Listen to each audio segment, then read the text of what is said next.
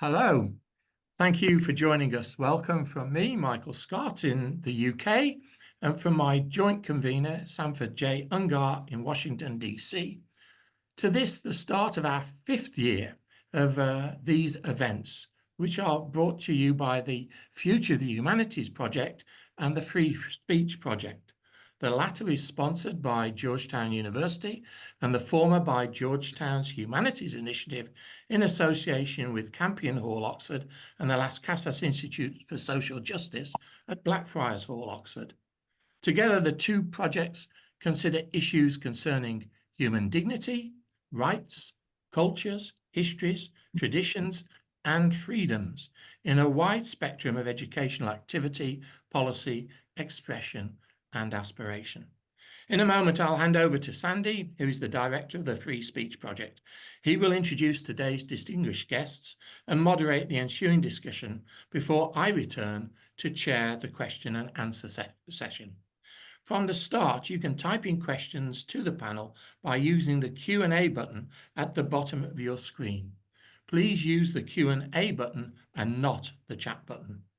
These questions will come to me during the session, and I will try to put most of them to the panel for consideration.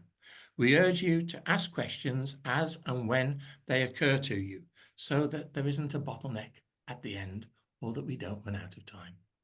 So thanks for joining us, and over to you, Sandy. Thank you, Mike. Good to see you again and launch a fifth season of this is our 49th monthly program, to be precise. We have a particularly rich cast and a broad range of experiences to draw upon, and an extremely important and timely topic. I will introduce people briefly. John Battle served as a Labour Party Member of Parliament in the UK for 13 years and was a cabinet minister in the government of Prime Minister Tony Blair, whom I think we all remember. Ambassador Barbara Bodine spent more than 30 years in the US Foreign Service, focusing particularly on the Arabian Peninsula and the Persian Gulf, and was at one point, I believe, ambassador to Yemen, as a matter of fact. E.J. Dionne writes about politics in a weekly column for the Washington Post. He is also a senior fellow at the Brookings Institution and teaches here at Georgetown University in the School of Public Affairs. Susan Eisenhower, a policy analyst with a focus on national security and a veteran of many of these discussions and others as well, much sought after for her wisdom and balance, and a specialist in energy issues, among other things. Ellen Closs-Stevens is the electoral commissioner for Wales in the UK, and she's an emeritus professor of communications and creative industries at Aberystwyth University. That doesn't roll easily off an American That's tongue. very good. And thanks for joining us also, Ellen. I want to start out with a very broad topic that I think many will find timely. Donald Trump continues to name members of his new administration and continues to ask that they not be subjected to the usual long delay or examination before they take office when he becomes president in January.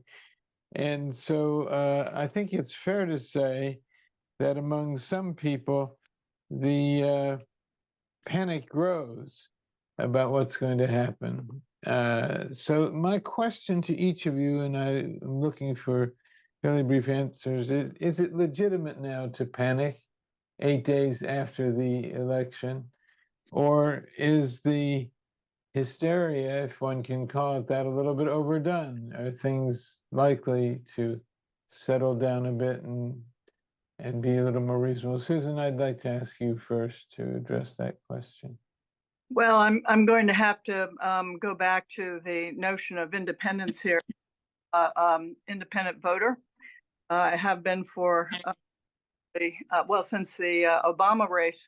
I just want to say, I personally think that this is a time for look and see. Panic hysteria doesn't do anything when you don't control. It is a version of energy that might be put towards trying to find a new plan for the Democratic Party, one that is more from a programmatic standpoint, because that election underscores the fact that some of their base wandered and probably played unexpected broad victory. So I think panic and hysteria might be maybe, quote Robert Frost here, the strong are staying silent until they see. I like that idea. Thank you, Susan. EJ, what is your view on this? You're required to pronounce on these matters at least once a week, and so what's your latest thinking that you're delivering to your many readers? Well, first, I want to say feel very blessed to be connected, at least for a moment, with Blackfriars and Campion Hall, and I will try to be appropriately reflective here. Someone once said in criticism of a particular politician that he knows only two speeds: complacency and panic. And I think complacency and panic are both mistakes in politics. But I do think there is a lot to worry about from what we have seen in the early days of Trump. Concern, alarm, there are a lot of other words that you might use. That Trump looks like he intends to govern as he told us he would govern.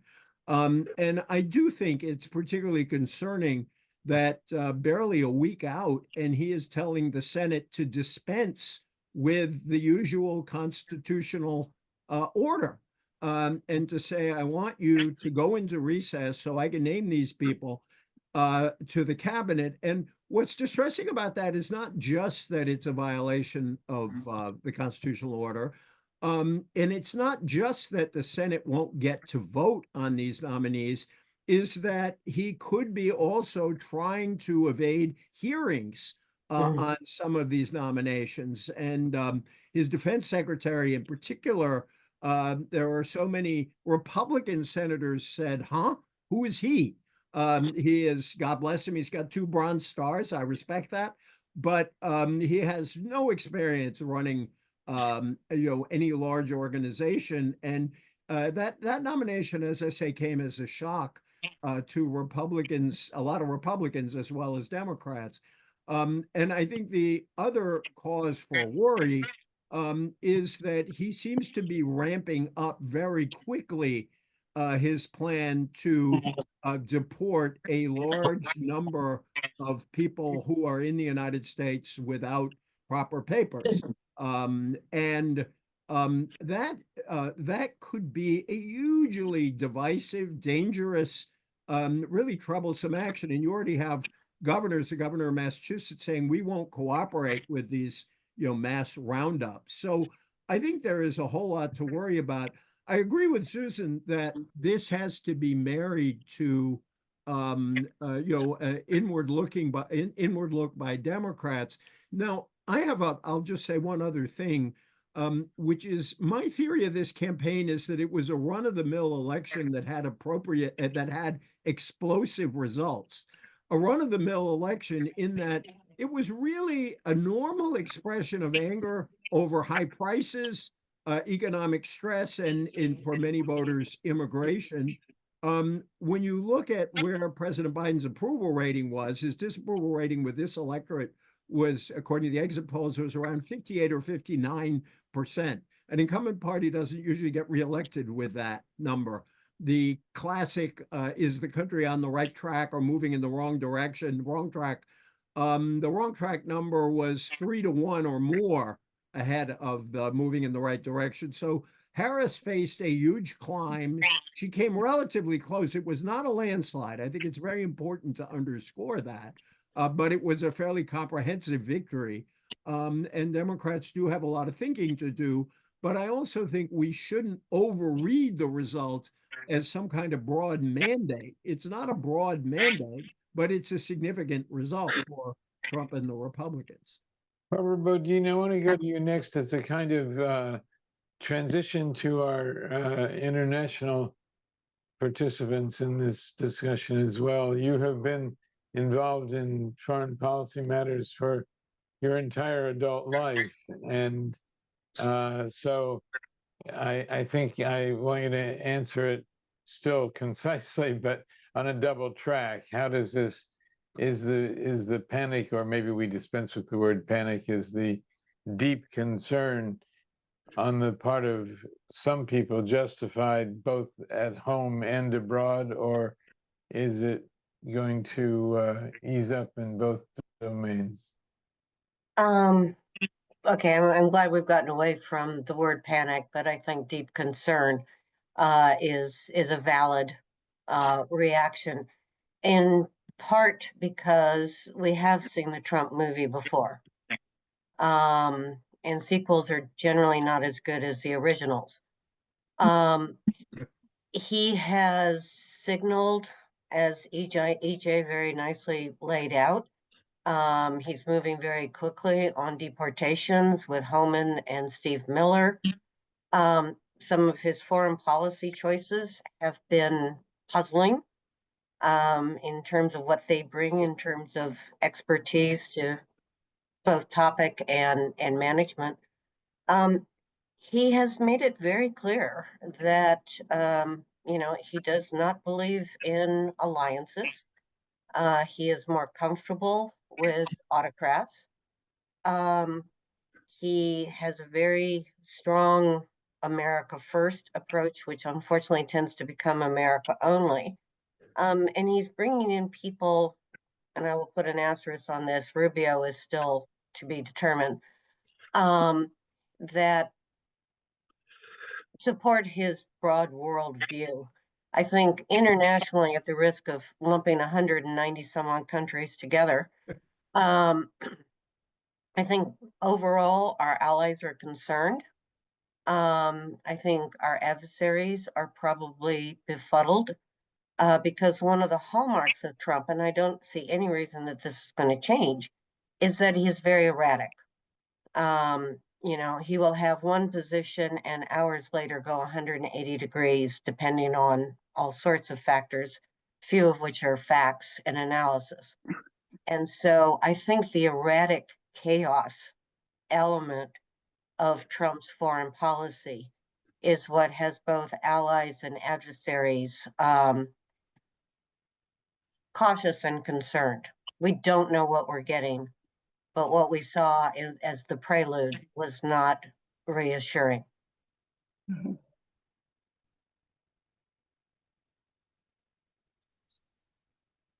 You're muted, Sandy. Thank you. I was muting to try to stop things from switching around so much.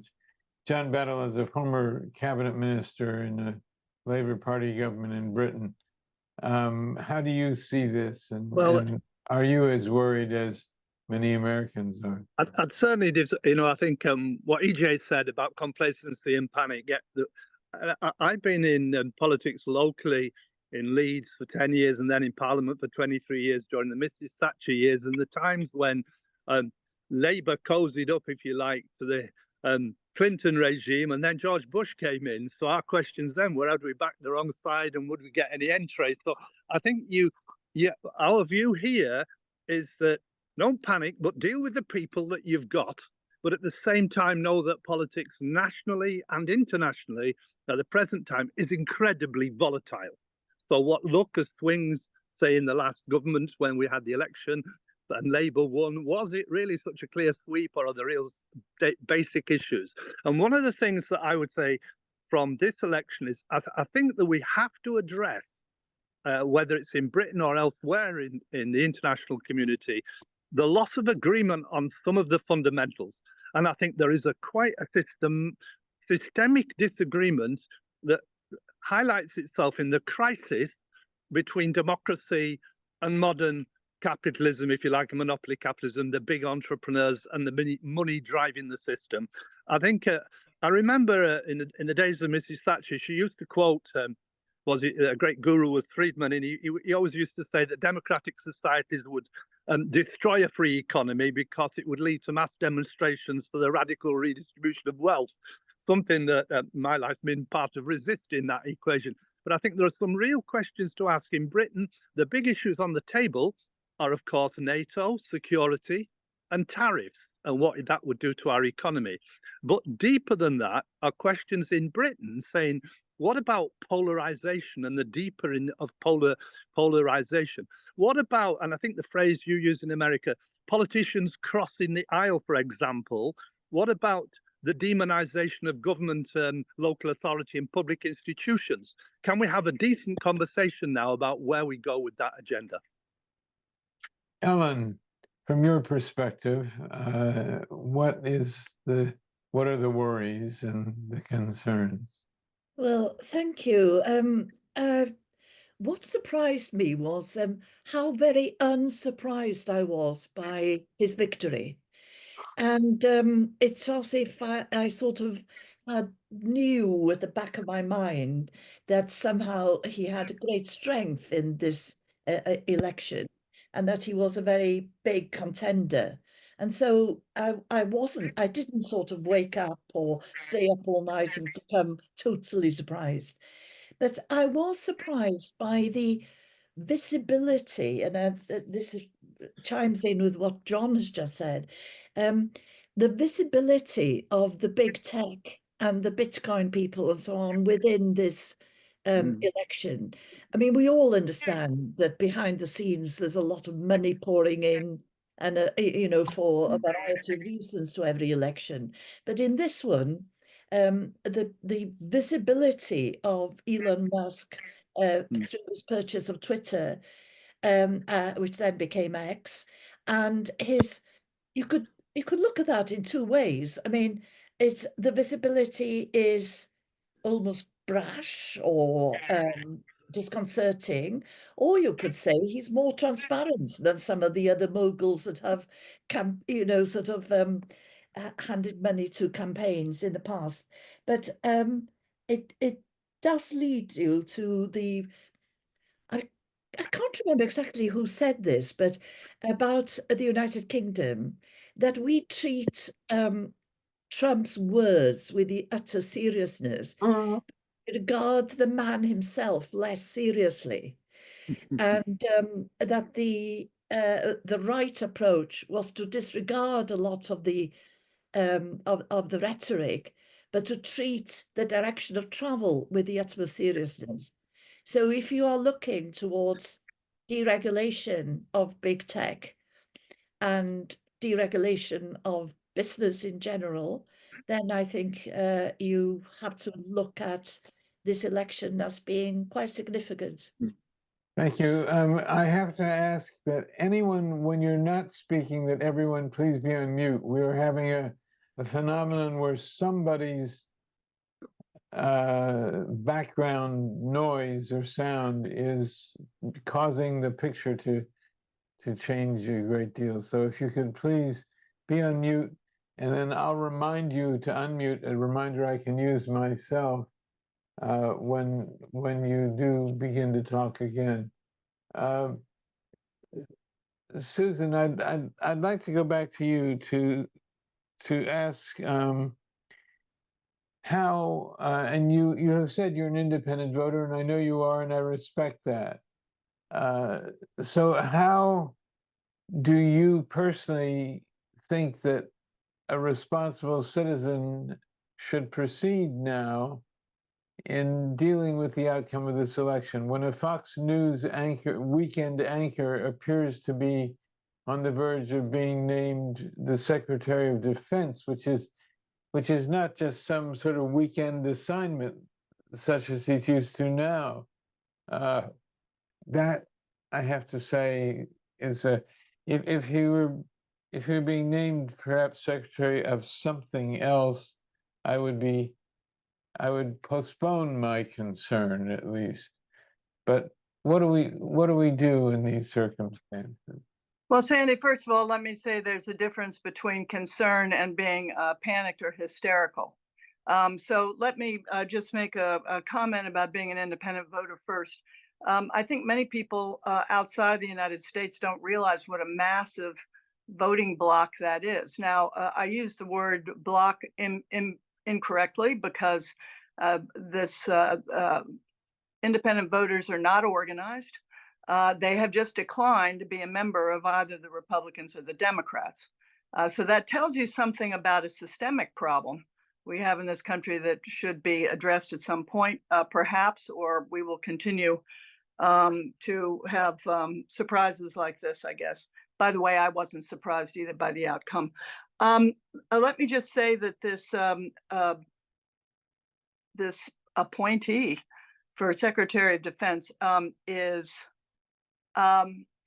curious, sounds too passive, but I don't even understand this appointment in light of the fact that Donald Trump was the one who continually reminded us that we were on the verge of World War III. And I do think that that was a weakness of the Democrats' campaign, is that they did not speak to the anxiety that Americans feel when they pick up the paper in the morning and read about these two wars that are going on, and have enough of an imagination to predict or be concerned about an escalation.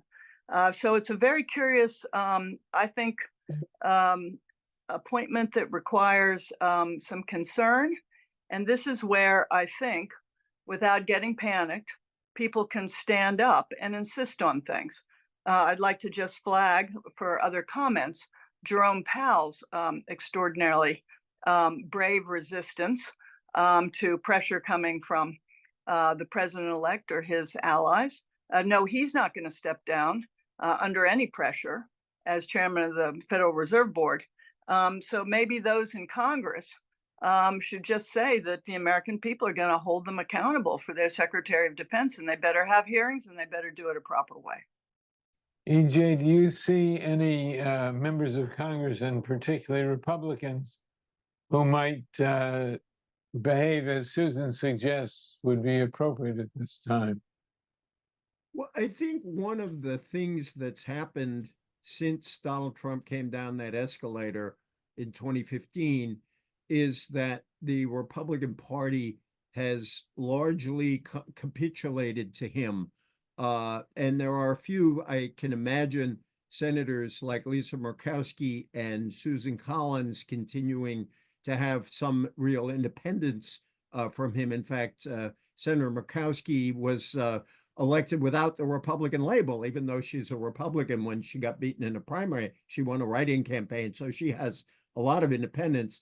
But if the Republican majority in the Senate, holds up to be 53, which seems likely, it's not clear who else you can point to in the Senate. We're going to get an interesting indicator today about how independent Republicans might try to be with the election of a leader in a Republican leader.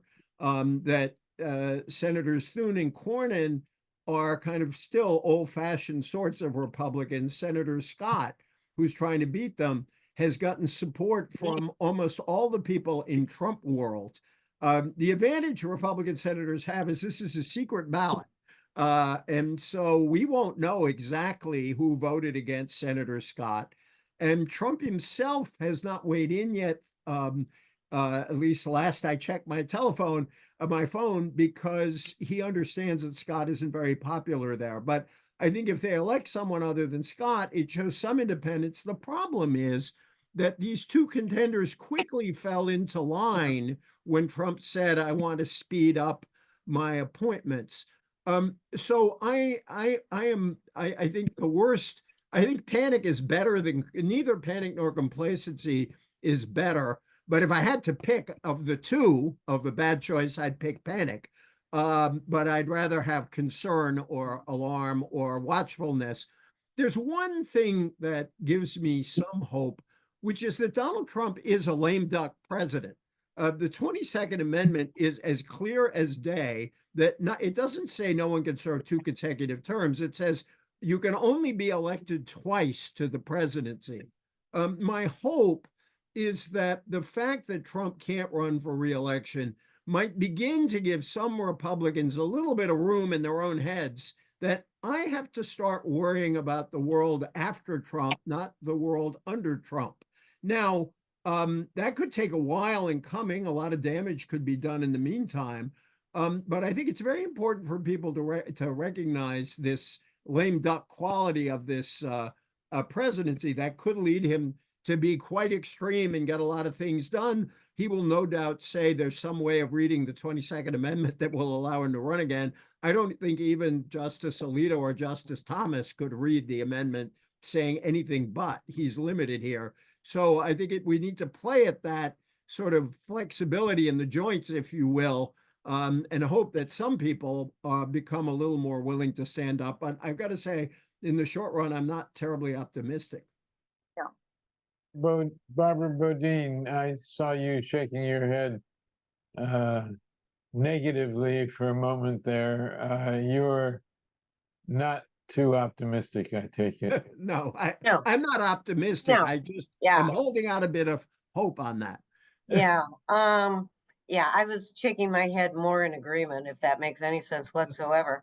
I think one of my concerns with the Senate is a concern writ large with what we're going into, is that despite words already said that this election should not be taken as a landslide or a mandate or anything else, Trump is taking it as a landslide and a mandate. And he's acting as if he has a mandate. And this, forget your advise and consent constitutional thing, is kind of one of the first elements.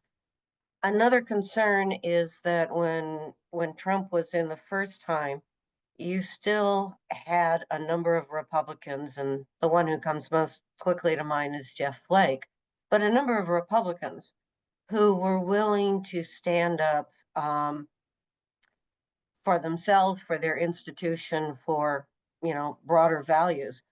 The Senate now, it's not just that it's 53, but it's 53 people, Republicans, who see themselves to a very large extent as having come in on the Trump wave.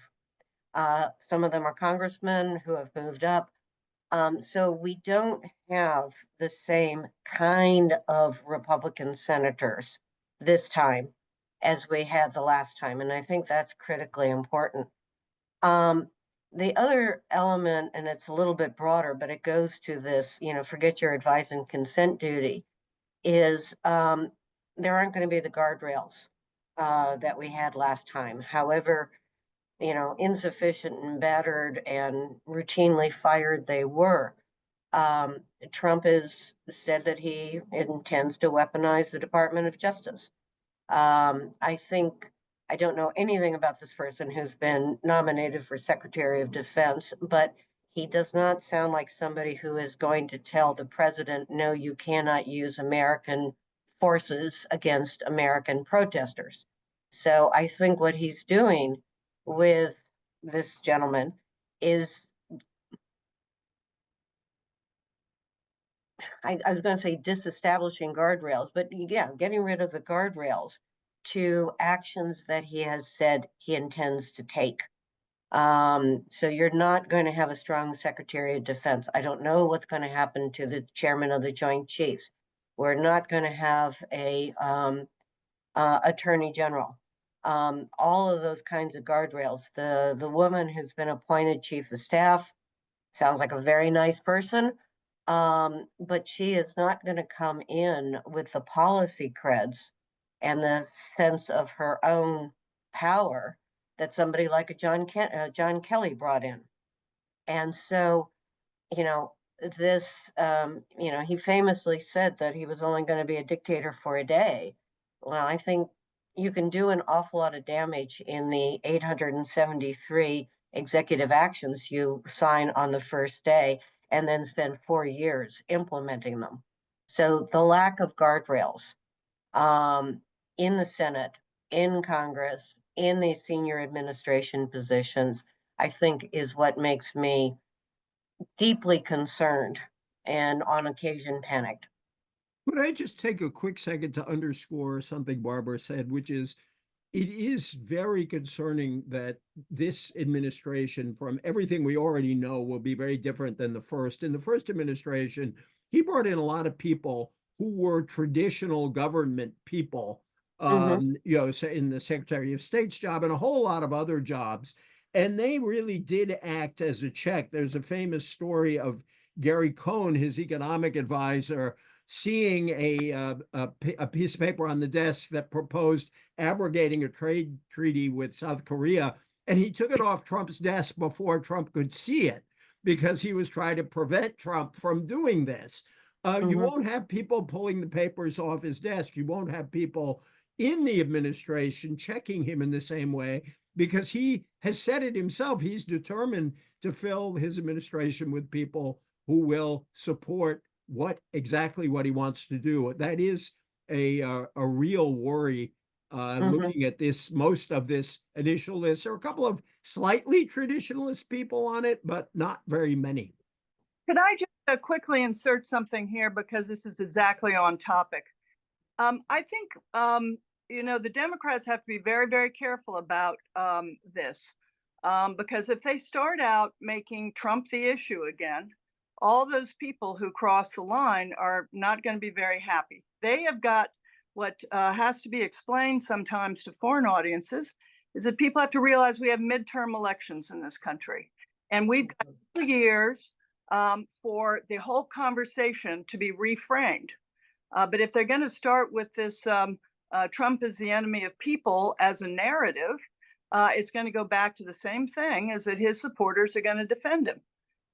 There's got to be a lot of very deep thinking about this because this is the chance for America to send a strong signal. Yeah. That's 2 years from now. And you know, we all know in Washington that the midterm elections have probably just started. Yeah.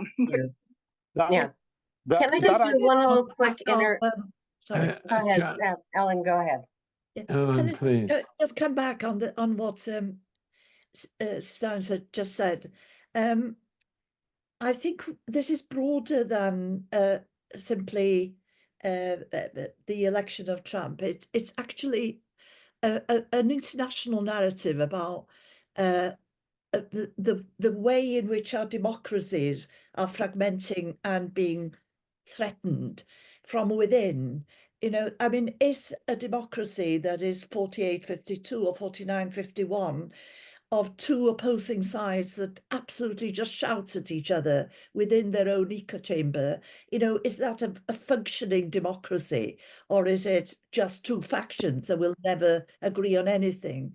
And I come back to my worry that there are certain instruments within our discourse, including the regulation of social media, including the regulation of our television and so on, where there is an ability to verify or to have some sort of discussion, which, to use your phrase again, is an independent voice.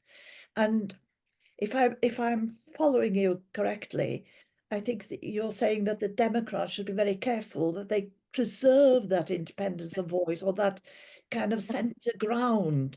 Otherwise, this will just escalate an international sweep of Western democracies that are really threatened by complete divisiveness. And I don't know where we go from that if we don't have some sort of central platform where we can discuss things reasonably amicably. I'd like to ask John Battle, who I think, I'm sorry, thank you, Ellen.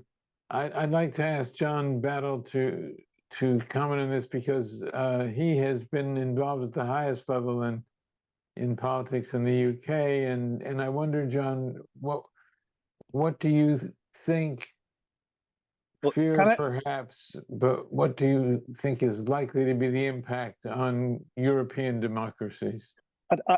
Let me say I completely agree with Alan. When I went into politics as a young man some years ago, a Conservative politician, Quentin Hogg Lord Hailsham, said, "Beware of elective dictatorship." And my question would be about the checks and balances. I think we're using the word guardrails now, and it's been absolutely illuminating to hear this conversation, because I hope the guardrails are not just internal to the Senate and the House of Representatives, just as the guardrails ought not to be just in the House of Commons and the House of Lords. In other words, where are the debates about checks and balances in the judiciary and in the media? And I'll give a practical example. In our country, we had a great crisis around Brexit, and it wasn't about parties and breaking the rules about lockdown. It was around Prime Minister Johnson suspending Parliament with what was called proroguing to block a vote, where that was seen as unconstitutional, if you like, even though we've not got a written constitution, but defying the checks and balances. Similarly, some politicians on the right and on the left think that withdrawing from the European Commission on Human Rights is another removal of checks and balances. And I think we need a good debate in Western democracies about what the parameters are of these guardrails and checks and balances. And the question I'd ask our American colleagues is, are there going to be checks and balances? And the great point was made about midterm elections. I think that's really important. That's true in our society as well, with local government elections, regional elections. You've always got those breaks in for an electoral process. But what about those independent checks and balances, and how strong can they be in a sense, screwing up the directives from the administration and holding them back? Can I say something? Yeah. Susan mentioned the challenge to Democrats, and I think they face a very difficult set of choices, because I think they need to do two things simultaneously, and they will fly into each other sometimes. She's absolutely right. They need to answer some of the discontent in the electorate that is still there after Joe Biden, even though paradoxically Joe Biden did quite a lot of good things for working class blue collar people, but this did not penetrate down all the way down. My hometown is a place called Fall River, Massachusetts. Think Huddersfield, Crosby, Redcar, some of those red wall seats. It's an old factory town, very strongly union back in the day when we had union jobs, that's been hammered by the economy. Fall River, for the first time in 100 years, voted Republican for president. The last time we voted Republican for president in Fall River was for Calvin Coolidge. The Democrats would typically get 70-75% of the vote there. That speaks to, that's a sort of extreme case of what has happened to the working class base of the Democratic Party, which, by the way, has happened to labor and social democratic parties in many parts of Europe. And they've got to work on that. At the same time, the challenges that Trump puts forward are so great, and the available checks and balances are very limited, because you will, it looks like, have a unified Republican Congress. The Supreme Court, after its decision granting Trump it's a very incoherent decision. I think it's going to have to be relitigated, but granting him the kind of immunity that will make him feel he can do anything and pardons can do the rest, is really very disconcerting. And so Democrats are stuck. They're going to have to do two things at the same time, whether they sometimes collide with each other or not. Can I? Well, Barbara. Yeah, I just want to jump in on this whole issue of guardrails. It's far more than just what Congress can or cannot do. They're almost sometimes the last stop. And I want to reiterate my point that the cabinet is going to be a major issue, because he's going to staff it with people who, like the potential Secretary of Defense, will not be a guardrail. There's another guardrail that I'm particularly concerned about. I did spend my life in the federal government, and that is Trump's Schedule F, which would basically turn our professional civil service, foreign service, FBI agents, and to a certain extent, listening to Trump, military officers, all into political appointees. Where you either go along or you get out. And, you know, as a career servant, we do not try to sabotage what the president wants to do, but our job has always been to speak truth, to say, you know, if you pull this FTA with South Korea, it's going to do this. And if people are either fired or silenced or afraid, you're not going to have a fact-based, analysis-based consideration of policy. Decisions are his, but that's a 2 million person guardrail that could go away. And if I And, might, and yeah, if I might add to what you say, it lies behind all of the other decisions. mm-hmm, The mass deportations, should they come about, mm-hmm, every other area being considered, the attitude, which we haven't mentioned yet, and I really meant for us to make sure we talk about, but the attitudes toward freedom of the press, free speech, free Mhm. expression in its other forms.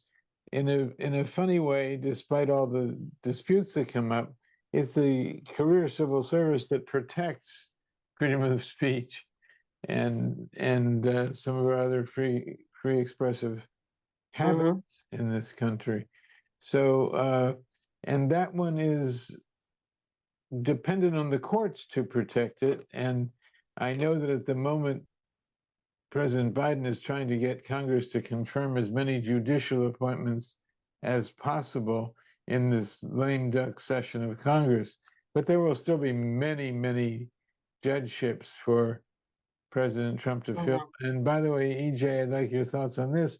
He was the most successful of recent presidents during his first term at filling judicial vacancies, if I'm not mistaken.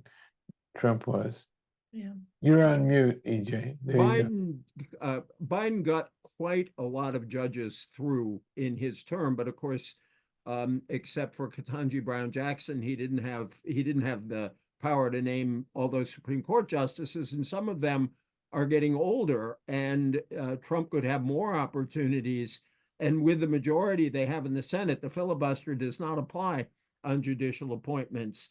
And you could get appointees through with 50 votes, even if Murkowski and Susan Collins dissented, and one other 50 votes because J.D. Vance would break the tie. As vice So he president.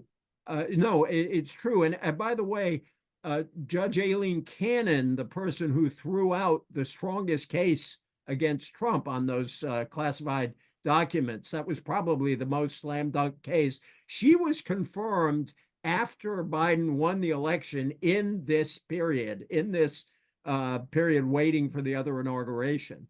So it's just an interesting fact. But yeah, the fights over the judiciary are going to be real, but there is no real power at the moment to block very many of the judges that Trump names. And you wonder how many of them will be kind of normal, more conservative, but play by the rules judges, and how many will be even outside that frame. Well, I've even heard speculation that Trump might encourage Justices Thomas and Alito to retire now so that he can name much younger conservatives to keep the Supreme Court conservative longer, no matter what happens in electoral politics coming up. Sandy, if I may, I'd like to go back to the guardrails thing again. And I know I'm sounding repetitive, but I want to actually ramp this up a bit. One of the biggest guardrails is a strong two-party system, and that means the Democrats, as far as I'm concerned, need to get their act together.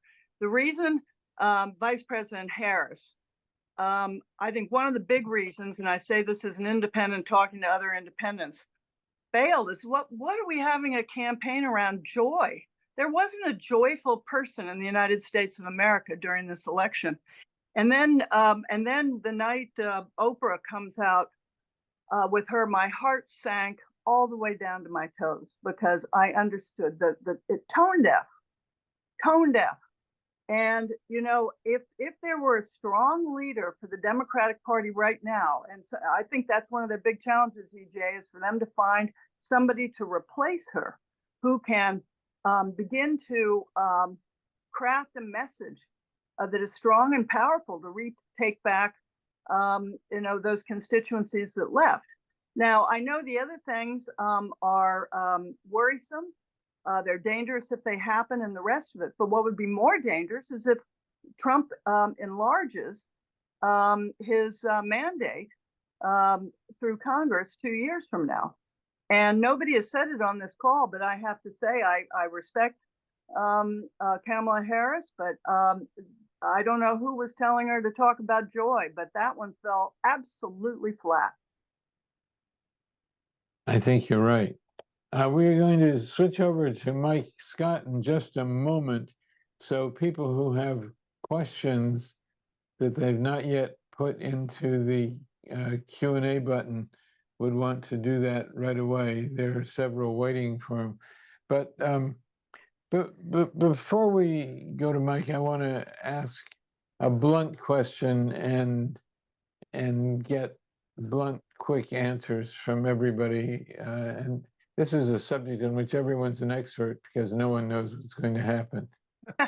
Is there a serious threat to the survival of American democracy, to the sanctity of the Constitution?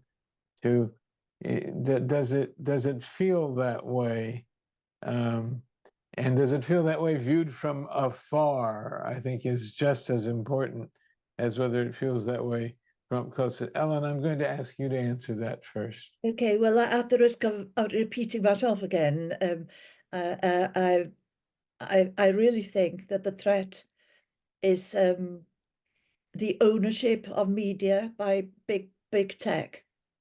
And when Susan talks about the need to preserve a democracy, I think that one of the pillars of that democracy has always been a free press.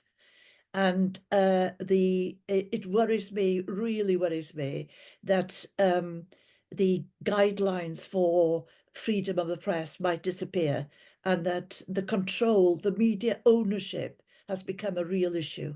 Well, you make a good point, because the ultimate in big tech dominators ordered his Washington Post not to make an endorsement of anyone in this presidential campaign, and he was able to. John Battle, do you have a quick answer on this? You'll need to unmute yourself, John. John, you need to unmute yourself. I think we've lost John for the moment. Barbara, I'll go to you next then. You're muted. Can you hear me now, Matt? Sandy? Yes, but I can't see you, but go ahead quickly, John. Yeah, just to say, I think the deepening polarization of politics, even between two parties, and a press that's partisan to one side or the other, is also a massive concern, that there can be no crossing of the aisle or speaking to the opposing party, and as it were, there can be no common foundations at all. That is becoming problematic, that everything the opposition says must be wrong and everything the government says must be wrong, and there's no ever coming together. And I think that's a serious problem in our politics and in democratic politics. Just an anecdote, as a young politician, I was only in my early 30s, and I just got elected to Parliament, and there was one bar where there was only MPs, not staffers, not families, hangers-on. And I remember sitting down with a man called Gordon Brown, who was the Labour Chancellor. But before that, Mrs. Thatcher's Chancellor was Ken Clarke, a Conservative. And I remember sitting at a table having a beer with Gordon Brown and Ken Clarke, discussing economics with them when Ken Clarke was the Chancellor. The problem now is that was a fantastic experience and privilege. That would not now happen, and it needs to happen again. Yeah. Barbara. Yeah, I do agree with, agree with everything so far. But while we're talking about the need for the Democratic Party to sit down and refocus itself. I think that there, we do need two strong parties that, it's a loyal opposition, not Yeah. a Bitter.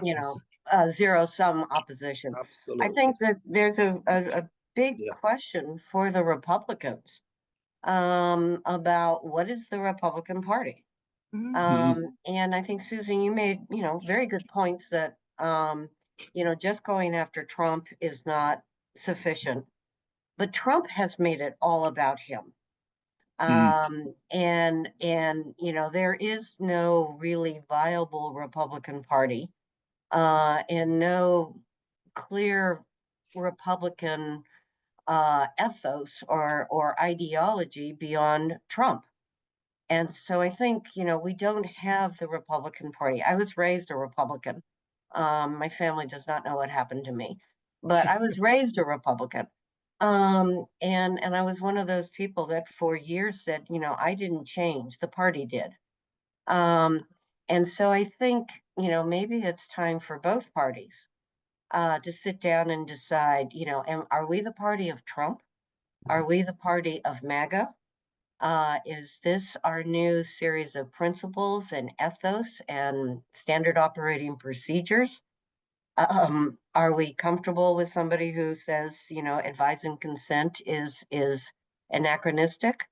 Or is there a legitimate conservative party that can act as a partner with a liberal Democratic Party?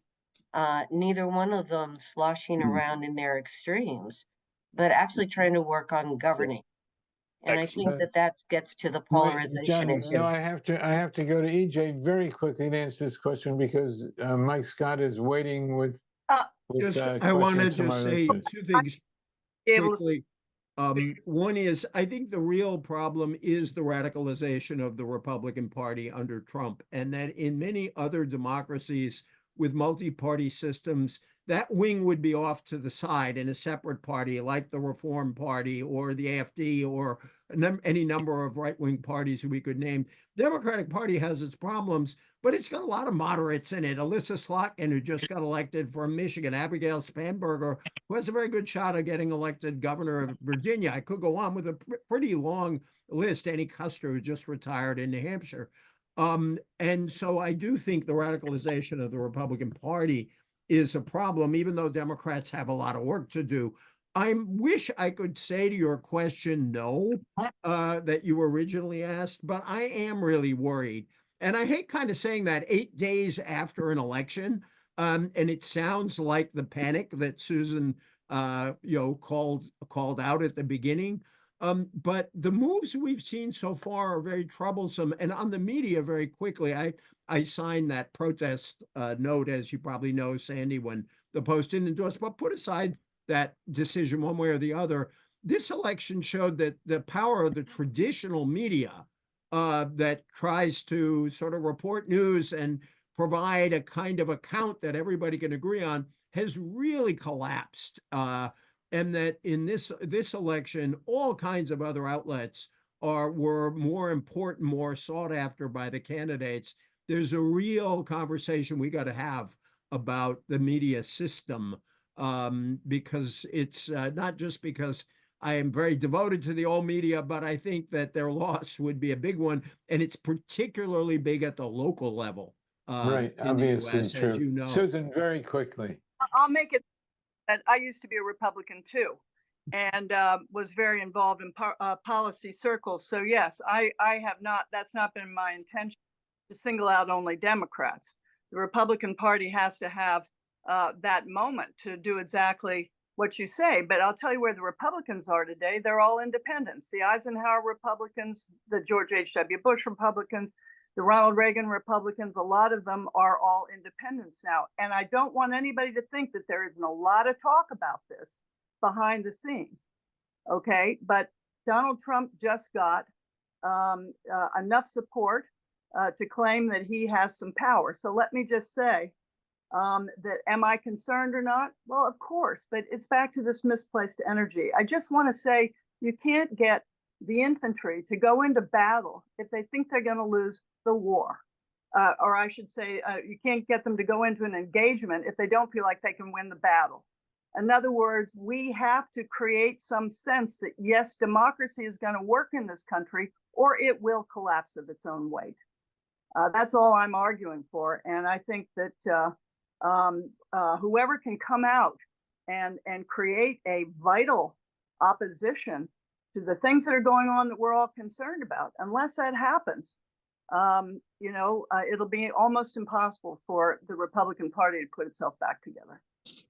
Right, John, I'm sorry. Yeah, Mike, we have to go to you now for the questions. I'm sorry we came to you so late. You're muted, Mike. You're still muted.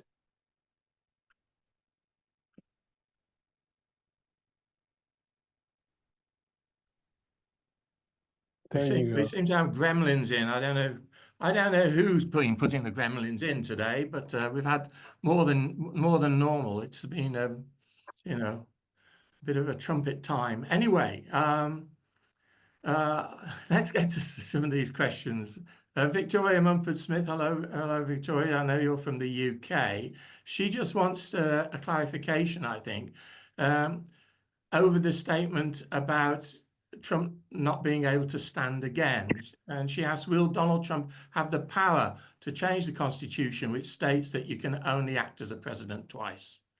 Can we have a quick answer on that?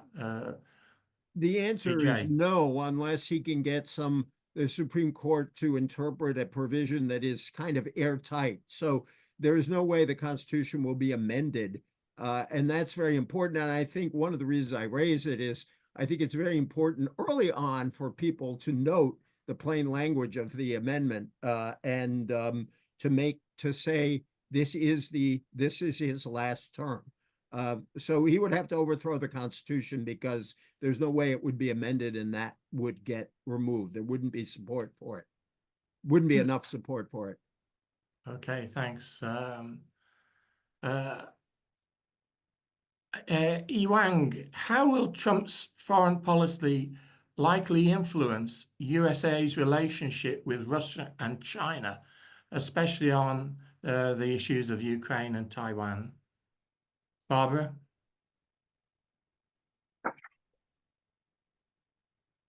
Yeah, I think, well, Ukraine is, well, they're both critically important. And there's also the whole question of how Trump's foreign policy is going to affect Gaza, Israel, and the expanding war in the Middle East. So we have three. On Ukraine, interestingly, I don't know. I mean, I personally, if I were the Ukrainians, I would be extremely worried that continued U.S. assistance is going to be there. Trump made it, Trump, President-elect Trump, to be respectful, has made it very clear that he intends to end that war in 24 hours. And I think there's a great deal of concern about, what concessions he is going to table with the leverage that there is no more military assistance or other assistance coming to Ukraine. So I think that's the first big one. On China, there's going to be greater confrontation, the tariffs, and also what that will do to our domestic economy. In a better world, there would be an understanding that going to war with China is probably not the most prudent approach. It's another war we would lose, to be perfectly honest. And so are there going to be, going back to our favorite word, guardrails, are there going to be people who will moderate? How do you contain China, compete with China, but not confront China is going to be the very delicate balance. And on the Middle East, I have nothing but concern on how that one is going to come out. And all of these are going to have major implications in the US. I think the China one will have more implications because there's more of an economic trade factor to it. With Ukraine, you've got the future of NATO and therefore the future of Europe. And with the Middle East, we have a humanitarian catastrophe that I don't know how it's going to end. Thank you. John Battle, from your point of view in the UK, we've lost you again, John. Can you unmute, John?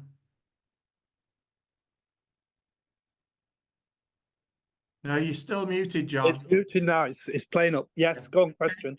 From the UK, can you just take that on a bit? Because this whole business of the relationship with Russia and China, there's a relationship with the US, which makes it more than a US relationship with the Russia and China. Yeah, well, Britain's moved itself into our what was it? We are standing alone now, aside from the EU, and so the idea was to look to America, particularly for trade.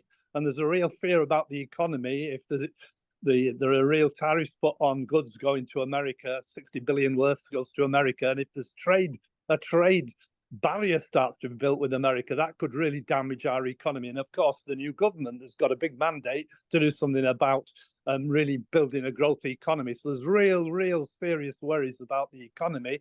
But the second issue is about NATO and whether Trump will push to withdraw from NATO. But then that does push the question back. And to be fair to the questions asked, the Europeans, NATO have relied on American protection, if you like, the umbrella of American protection, not least in our contribution to the defense factor in NATO.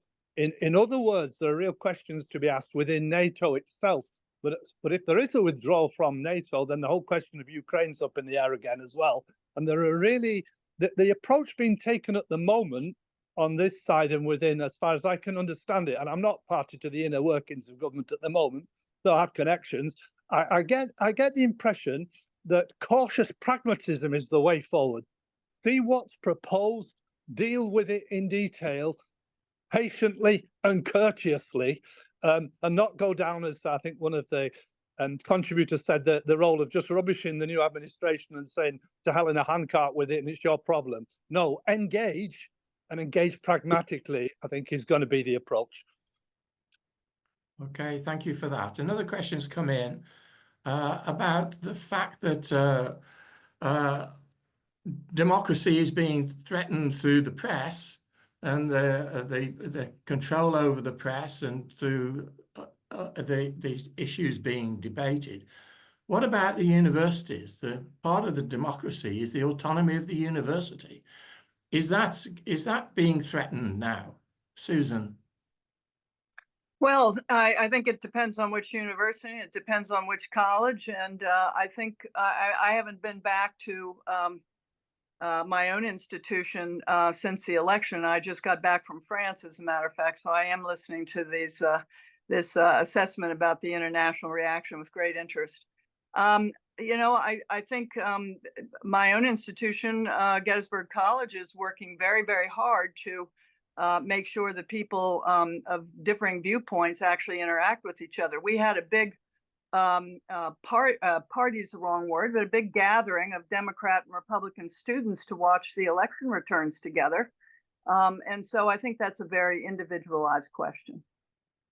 I just want to say, I do think that after all of the controversy around Gaza and lots of questions about free speech and what it means, I think you could see a concerted attack on universities, and probably the elite ones, so-called elite ones. I love Gettysburg College. Will be the first in line for this attack, and so I think it is very worrisome. By the way, just on John Battle's point, I think our allies have to stand up for democracy in the world as best they can, and there's no choice but to deal pragmatically with the U.S. government right now, and that's what I think you're seeing countries do. I don't see any other option, but I do hope that within the framework of that pragmatism, there remains this commitment. If we fall back, other countries will step in on behalf of democratic values. Mike, if I may intervene for 1 second, I agree entirely with EJ about the threat to universities and to small colleges. There's a new round of book bannings being prepared and coming out in Florida once again. And the educational system is going to be a major target, not just colleges and universities, but the younger students as well. I'm sorry, I guess I misinterpreted the question. I thought you were talking about campus protests and that kind of thing, not book burning or whatever we're going to call that. Yeah. If I can just jump in, I've been in the academic world for 20 years now. And while there is going to be a big push on elite universities, which is somewhat ironic given the alma maters of the president and the vice president-elect, a little bit of hypocrisy. I think the schools that are going to be targeted the first and the hardest are going to be state universities. And I think we can look to what DeSantis did in Florida.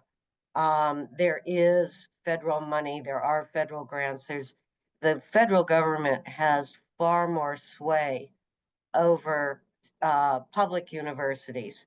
And if you have governors who agree, I think that they may wish to go after elites, but they're going to go after publics. Yeah, if That's a if very you look good at point. history, you Yeah. do first burn the books. A tyrant burns the books, and it goes right through history. I'm going to close really in a moment, and I'm going to close with a question or a statement from Claudio Calogero. Although it's not been a landslide, I can't help noticing how many people potentially gave up their freedom because of the levitation of prices. And this is exactly what already happened in the past when few democracies turned to be dictatorships, seeking a way out of economic difficulties. When people wanted to sedate their anger, handing over their rights as they went blind by propaganda.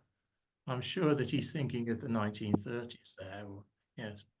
Yeah. Any comment on that as a last comment before we close? I think EJ? there were plenty of people who voted for Trump who did not vote for that. But that I think it's a very shrewd comment because people vote in protest. They're angry about particular things. They didn't believe that Trump would either do this or have the power to do this. Our job is to prevent him from doing the worst. It will not be the first time that people got far more than they bargained for when they cast a vote, unfortunately. Barbara, do you want to say anything? You muted, Barbara. Yeah, I know. First of all, it's a great statement. So thank the participant for sharing that. I think a lot of Trump voters, a lot of people who voted for Trump, it was anger, it was frustration, it was prices, and many of them chose to take his more extreme statements as rhetoric and not action verbs. And I think when they see the effect of the tariffs, if they go into effect, or some of the other, they see if the deportations are as extensive as he wants, I think that there will be a lot of reaction to that. And ironically, the economy is balancing out in ways that will sort of moot some of that anger, hopefully. And then to go back to an earlier comment, we have midterm elections. Susan? No, I would just say that it's going to be a highly dynamic situation. Let's hope that we can keep our heads about us, because that is the clearest way to develop a good sustainable strategy for building our institutions. I'm not prepared to let one person's role in our government, I don't care whether it's a president of the United States or anything, discourage me from working hard to bring along my students and make them better, more aware citizens. And I hope that the news media will just begin to frame things in a doable fashion, because everybody is extremely stressed out at the moment in our country, and this does not tend to attract support over time. Well Can I- said. Can I just say, in England, what we said at the We general have election, 2.5 minutes before we must conclude, John. just to say, look forward and not backwards. Let's not rewrite history and you misuse the word sometimes fascist and the rest of it, because it tends to turn backwards. I think we have to rebuild the future and get the next generation thinking of how they will rebuild our democratic institutions in a positive, bright and forward-looking way. And we see that as our challenge here on the left in Britain. Thanks for that. Thanks to John Battle, Helen Closh-Stevens, Susan Eisenhower, E.J. Dionne and Barbara Bodine for a fantastic discussion. Thanks also to you, Sandy, for your input to the discussion and your conduct of the first part of the program. Can I say the next free speech project at the Crossroads International Dialogues event in association with the Future Humanities Project will be on Wednesday, December the 4th, when we will be discussing living with China. What does China want? We are getting on with the issues that are in the press now and in our consciousness now. The next Cultural Encounters book that we have, a book of books that have made a difference, will be on Monday the 18th, when Professor Neil Garrard will be discussing A Month in the Country. That is at 4 o'clock as well as today, and as well as on Wednesday, December the 4th. For today, Michael. thanks to colleagues at Georgetown, President Jack DeJoy, Vice President Tom Banchoff, at Blackfriars to John O'Connor, the Regent, Richard Finn, Director to Las Casas, at Campion Hall to Dr. Nick Austin, SJ. My thanks to John McCabe and colleagues at Georgetown who made this Zoom happen, and also to Maggie, my wife, who helps them from this side. I'd like to thank all of those of you who've asked questions, those of you who've attended today, as would Sandy. Thank you all for being with us and for your support for our various series. I'm Professor Michael Scott, Fellow and Senior Dean at Blackfriars Hall, Oxford. You can follow me on Facebook as Michael Kerr Scott or LinkedIn as Professor Michael Scott. Until next time, take care and keep safe. Bye-bye, everybody, and thank you.